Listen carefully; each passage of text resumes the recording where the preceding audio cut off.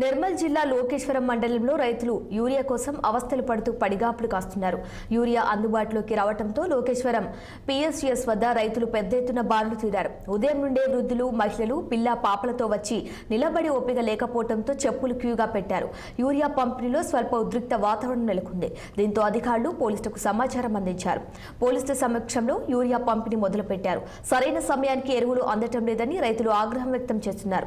అధిక వర్షాలతో పంటలు దెబ్బతింటున్నాయని, ఎరువులు వేస్తే పంటలు కాపాడుకోవచ్చని, కానీ సరిపడే ఎరువులను అధికారులు అందుబాటులో ఉంచకపోవడంతో రైతులు తీవ్ర ఇబ్బందులు పడుతున్నారు.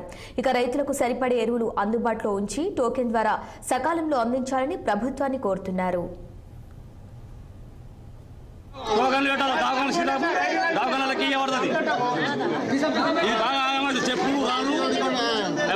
అవసరం లేదు. 4 గంటలకు ఒక మనిషి ఉండాలంటే ఇయ్యాల టోకన్లు ఏం అవసరం లేదు.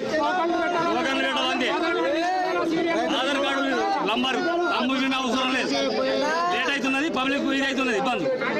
పనులు చేసే ఆగిపోతున్నారు.